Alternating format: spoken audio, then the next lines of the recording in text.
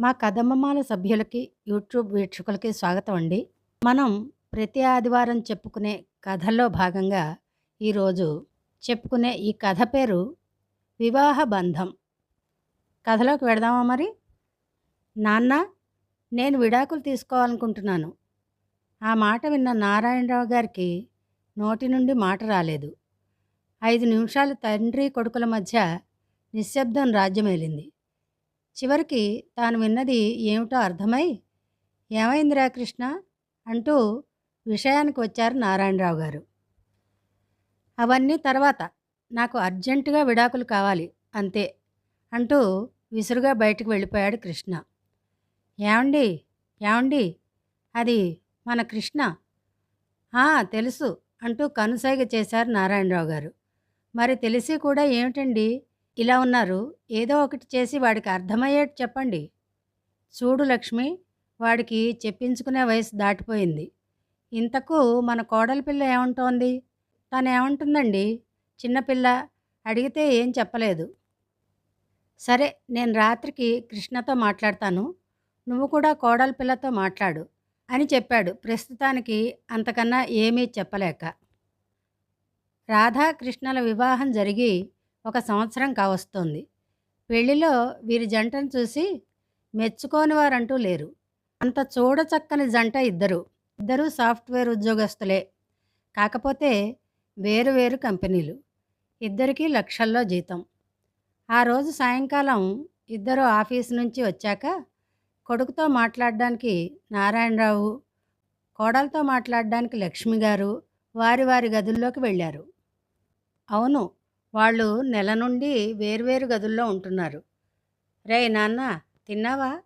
కొడుకు మీద ఉన్న ప్రేమతో అడిగారు నారాయణరావు గారు. "ఆ, తిన్నాను నాన్న" ఏదో ముక్తసరిగా సమాధానం ఇచ్చాడు కృష్ణ. "ఏమిటి నాన్న, ఏదైనా సమస్య ఉంటే నాతో చెప్పరా?" "ఏం లేదు నాన్న, నేను తను ఇక కలిసి ఉండలేం. నేను ఏం చెప్పినా వినటం లేదు. బదులుగా రోజూ ఏదో ఒక గొడవ. నా వల్ల కాదు నాన్న." "అరే నాన్న, నేను ఈ కాలం పిల్లలకు చెప్పేవాడిని కాదు. కానీ భార్యాభర్తల మధ్య మాట పట్టింపు ఉండకూడదు. అయినా ఒకరి మాట ఇంకొకరు వినాలనుకోవడం మూర్ఖత్వం అవుతుంది. ఇద్దరి గొంతులు కలిసి ఎప్పుడైతే ఒకే మాట మాట్లాడతారో అప్పుడు ఆ సంసారం సజావుగా ఉంటుంది. అదే సమయంలో అక్కడ 'ఏమ్మా, ఎలా ఉన్నావు?' ఏమి అడగాలో తెలియక అడిగింది లక్ష్మి. "ఏముందత్తయ్య, ఈ ప్రాబ్లం గురించే ఆలోచిస్తున్నా." "చెప్పమ్మా, ఏమైందసలు?" "ఏముంటుందత్తయ్య, నేను చెప్పిన ప్రతి పని ఆయనకు కష్టమే. అసలు నాతో మాట్లాడడానికే టైం ఉండదు. కానీ గొడవ పడటానికి టైం ఉంటుంది. చూడమ్మా, మగవాడు ఏమి చేసినా తన కుటుంబం కోసమే. కాకపోతే అలాంటి టైంలో కొంచెం సమయం మనకు కేటాయించడానికి ఉండదు. దాన్ని మనం అర్థం చేసుకొని నడుచుకోవాలి. భర్త బయటి నుండి ఇంటికి వచ్చినప్పుడు మనం ఒక గ్లాసు మంచినీళ్ళు ఇస్తే చాలమ్మా, తను పడ్డ కష్టం అంతా మర్చిపోయి ఎంత సంతోషిస్తాడో." "రేయ్ నాన్న, మనం ఏం చేసినా మన భార్యకు చెప్పే చేయాలి. మనం చేసే ప్రతి పనిలో భార్యను సలహాలు అడిగితే మనం సక్సెస్ అయ్యే ఛాన్సెస్ ఎక్కువ. మన మగవారికి ప్రతి చిన్న పనికి అహం అడ్డొస్తుంది. అహాన్ని విడిచి ఆడదాన్ని అర్థం చేసుకోగలిగితే మనం జీవితంలో ఎంతో సంతోషంగా ఉండగలుగుతాం. మనం భర్త కోసం తీసుకునే ప్రతి జాగ్రత్త వారికి ఒక కొత్త బలాన్ని ఇస్తుంది. అక్కడ ఇంట్లో తన కోసం తన భార్య ఎదురు చూస్తుంది అనే ఆలోచన భర్తకు వస్తే తాను భార్యను జీవితాంతం పువ్వుల్లో పెట్టి చూసుకుంటాడు. మనం ఏం చేయక్కర్లేదమ్మా. భర్త పట్ల ఆవగింజంత ప్రేమ చూపిస్తే చాలు. తను దానికి 100 రెట్ల ప్రేమ మన మీద చూపిస్తారమ్మా. రేయ్ కన్నా, ఒక అమ్మాయి మన కోసం, కేవలం మన కోసం తన పుట్టిల్లు, అక్కడ ఆచారాలు, అలవాట్లు, ముఖ్యంగా తన కన్నవాళ్లను కూడా వదిలి ఎవరో తెలియని వాడితో పెళ్ళి అన్న బంధంతో అన్నీ వదిలేసి మెట్టినింటికి వస్తారు. ఎందుకంటే ఏమైనా నా భర్త ఉన్నాడు అన్న నమ్మకం. మరి ఆ నమ్మకం నిలబెట్టుకోవాల్సిన బాధ్యత మన మగవారి మీద ఉంది. తనకి పెళ్ళి అయిన తర్వాత ఏ కష్టం వచ్చినా మొదట భర్త గుర్తుకు రావాలి. అంతేగాని భర్తే ఒక సమస్య అయితే తను ఎవరితో చెప్పుకుంటుంది?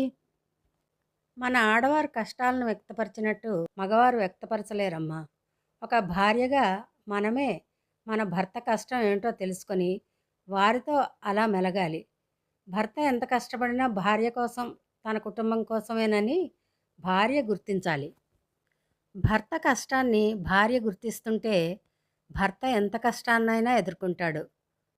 అరే కృష్ణ, మన మగవారు శారీరకంగా బలంగా ఉన్నా మానసికంగా ఆడవారే దృఢంగా ఉంటారు. అందుకే మగవారికి ఏ చిన్న కష్టం వచ్చినా టెన్షన్ పడి ఆరోగ్యం పాడు చేసుకుంటారు. కానీ ఆడవారు అలా కాదు. ఎంత పెద్ద కష్టం వచ్చినా ధైర్యంగా ఎదుర్కొంటారు. కుటుంబం ఆర్థిక పరిస్థితి బాగున్నా బాగోలేకపోయినా ఆడవారు ఒకే రకంగా ఉంటారు. కానీ మగవారు ఆత్మహత్య వరకు వెడతారు. దీన్ని బట్టి చెప్పు, కుటుంబంలో భార్య పాత్ర ఎంత విలువైనదో. అందుకే మన పెద్దవారు రామాయణ భారతాలను చదవమనేది. చూడు రాధా, మనం కన్నబిడ్డల్ని ఎలా చూసుకుంటామో అలానే మన భర్తను కూడా అలానే చూసుకోవాలి.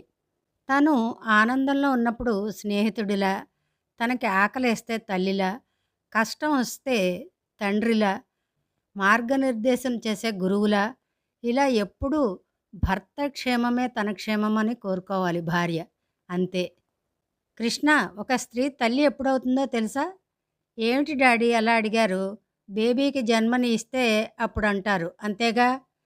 కాదురా కృష్ణ, ఎప్పుడైతే ఓ స్త్రీ మెడలో తాళి పడుతుందో ఆ కట్టినవాడితోనే తన మొదటి బిడ్డను చూసుకుంటుంది. నిజంగా మగవాడు చాలా అదృష్టవంతుడు. ఎందుకంటే మగవారి జీవితంలో భగవంతుడు ఇద్దరు అమ్మలని ఇస్తాడు. ఒకరు కన్నతల్లి, ఒకరు కట్టుకున్న భార్య. అలాంటి భార్యని మనం ఎలా చూసుకోవాలి చెప్పు? అంతే. ఆ మాటలకు కృష్ణ కంటి నుండి జలజల నీళ్లు రాలాయి. నన్ను క్షమించండి నాన్న, భార్య విలువ తెలియకుండా ప్రవర్తించాను.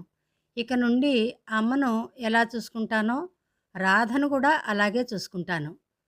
ఆ మాట విన్నాక తండ్రి మనసు కుదుటపడింది. అత్తయ్య, నేను ఒక మాట చెప్పనా? చెప్పమ్మా, నాకు వెంటనే కృష్ణను చూడాలని ఉంది అని చెప్పింది కొంచెం సిగ్గుతో. అలా ఇద్దరూ బయటకు వస్తుండగా అటు నుండి కృష్ణ, నారాయణరావు గారు ఎదురొచ్చారు. అంతే, ఇద్దరూ సిగ్గుతో తలదించుకున్నారు.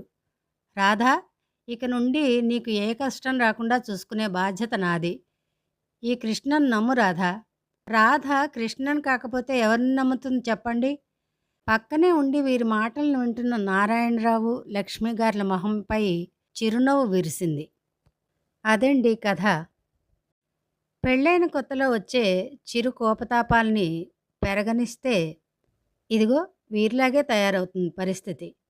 కానీ ఇందులో రాధాకృష్ణ పెద్దవారి మాట విని మార్పు చెందడం మెచ్చుకోదగ్గది.